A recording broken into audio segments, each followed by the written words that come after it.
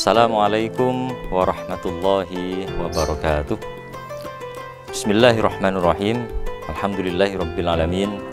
Allahumma salli ala sayyidina Muhammadin wa ala alihi wa ashabihi ajma'in. Amma ba'du. Para pemirsa M-Cyber TV yang dirahmati Allah subhanahu wa ta'ala, puji syukur kehadirat Allah subhanahu wa ta'ala, dan salawat salam mudah-mudahan tetap terlimpahkan kehadiran baginda Rasulullah Muhammad sallallahu alaihi wasallam.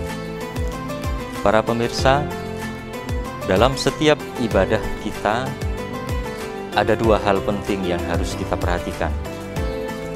Yang pertama adalah apakah ibadah kita sah atau tidak. Kemudian yang kedua, apakah ibadah kita diterima oleh Allah subhanahu wa ta'ala atau tidak. Dua hal ini sangat berbeda. Ketika kita berbicara apakah ibadah kita sah, maka yang harus kita jaga adalah syariat dari ibadah tersebut. Sudah sesuaikah syarat dan rukunnya? Sudahkah kita lakukan sesuai dengan aturan-aturan syariat yang telah ditetapkan Allah? Apabila sudah, maka ibadah kita adalah ibadah yang sah. Akan tetapi ternyata masalah tidak selesai sampai di sini. Ada satu hal lain yang harus sangat kita perhatikan, yaitu apakah ibadah kita yang sah itu akan diterima oleh Allah subhanahu wa ta'ala. Hal ini menjadi penting karena ternyata tidak semua ibadah yang secara syar'i sudah sah, syarat dan rukunnya sudah terpenuhi. Akan tetapi ketika ibadah ini kemudian dihaturkan kepada Allah subhanahu wa ta'ala dalam catatan para malaikat, ternyata Allah tidak berkehendak untuk menerima ibadah ini. Sehingga kemudian ibadah itu tidak lebih dari sebuah ritual badaniyah, tidak lebih dari sebuah perbuatan jasmaniyah yang kita lakukan tanpa ada satu nilai berharga pun di hadapan Allah subhanahu wa ta'ala. Dan ibadah semacam ini tidak akan membawa kita menjadi makhluk yang dicintai Allah. Para pemirsa, demikian juga dengan ibadah puasa. Kita berpuasa harus memperhatikan dua hal. Hal pertama, apakah puasa kita sah? Apakah sudah sesuai dengan ketentuan syariat? Dan hal yang kedua yang juga sangat penting adalah apakah puasa kita diterima oleh Allah subhanahu wa ta'ala, sehingga kemudian as-sawmu li wa ana ajzi bihi, sebagaimana kita bahas di pertemuan sebelumnya, bahwa puasa adalah untukku dan aku sendiri yang akan membalasnya.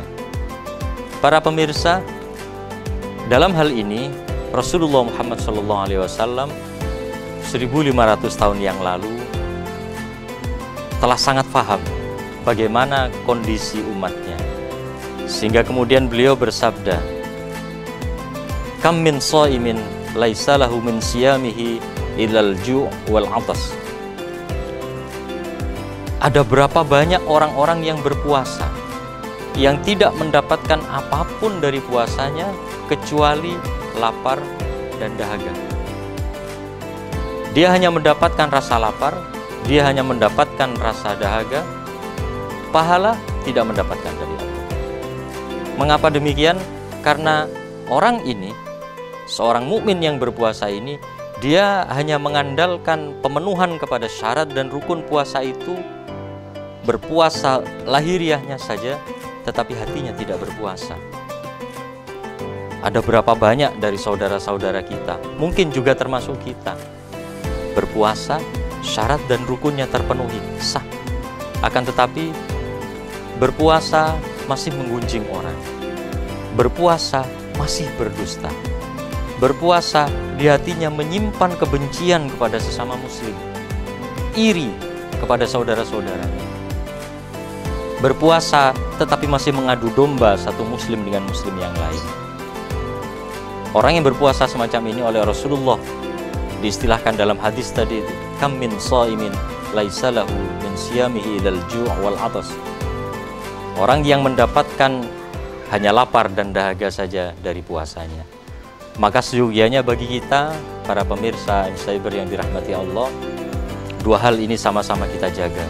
Yang pertama, Kita menjaga aturan-aturan yang Allah tetapkan di dalam syariat puasa. Karena puasa adalah al-imsak, menahan diri untuk tidak melakukan perbuatan-perbuatan yang membatalkan puasa kita. Kemudian yang kedua, rohani kita juga harus berpuasa. Hati kita harus ditata dengan sebaik-baiknya, sehingga selama menjalankan puasa, lahir dan batin kita tata. Lahiriah kita menjaga syariat, batiniah kita menjaga hati. Sehingga tujuan puasa dapat diraih dengan sebaik-baiknya, la'allakum tattaqun, agar kita sebagai orang-orang yang beriman itu dapat mempunyai satu predikat puncak, yaitu predikat al-muttaqin, predikat orang-orang yang bertakwa kepada Allah Subhanahu wa ta'ala. Intinya para pemirsa, hari demi hari kita jalani di bulan Ramadan, jangan hanya menjalani saja, tetapi selain menjalani ibadah di bulan Ramadan, satu hal yang harus kita perhatikan adalah mari kita melaksanakan evaluasi terhadap ibadah-ibadah yang selama ini kita laksanakan di bulan Ramadan. Kita berdoa mudah-mudahan Allah memberikan taufik dan hidayahnya kepada kita, sehingga semakin hari kita menjadi manusia yang semakin sempurna, manusia yang semakin mencintai dan dicintai oleh Allah Subhanahu wa ta'ala. Mudah-mudahan Allah merahmati kita semua. Amin ya rabbal alamin. Wallahul muwaffiq ila aqwamit thoriq. Wassalamualaikum warahmatullahi wabarakatuh.